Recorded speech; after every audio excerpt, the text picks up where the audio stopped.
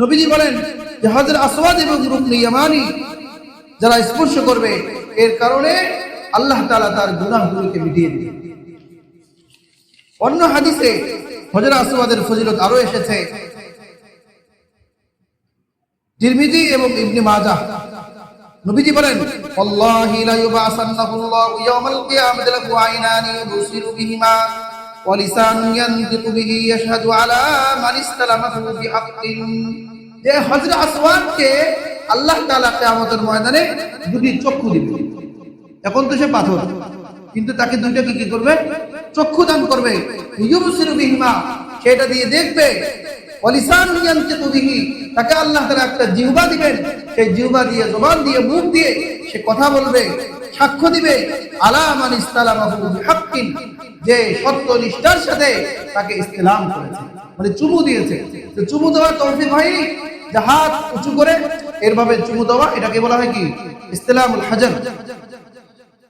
অনেকেই বোঝে না, পিড়া পিড়ে মানুষের কাঁধে পাড়া দিয়ে করবে, চুমু দিবে। আপনি মানুষকে কষ্ট দিয়ে গুনাহ মাফ করতে যাচ্ছেন, যাইতেই তো আপনি গুনাহ করতেছেন। এগুলো আবেগ দেখাইলে হবে না। যদি আপনার তৌফিক হয় আপনি যান, আর না হলে দূর থেকে কি করেন? ইসলাম করেন, তাহলে আপনি পূর্ণ ফজিলত কি পেয়ে যাবেন।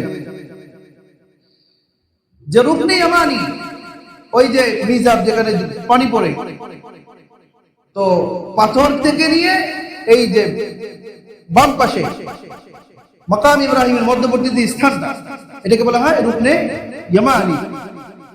তো এর সম্পর্কে আসছে আর রুকনু ওয়াল মাকামু ইয়াকুতানি মিন ইয়াকুতিল জান্নাহ, যে এটা হলো জান্নাতের একটা পাথর, ইয়াকুত মণিমুক্তা,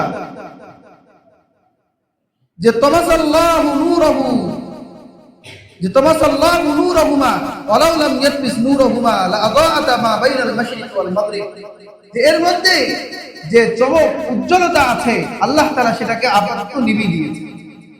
যে যদি আল্লাহ তাআলা এটাকে মুছে না দিতেন, তাহলে এর আলোতে যে বাইনাল মাশরিক ওয়াল মাগরিব, রাষ্ট্র এবং পাশ্চাত্য, পূর্ব থেকে পশ্চিম পর্যন্ত পুরা দুনিয়াকে এই পাথরের উজ্জ্বলতায় আলোকিত করে। এই পরিমাণ আলো এবং জ্যোতি সেখানে রয়েছে। অন্যত্র বর্ণনা করা হয়েছে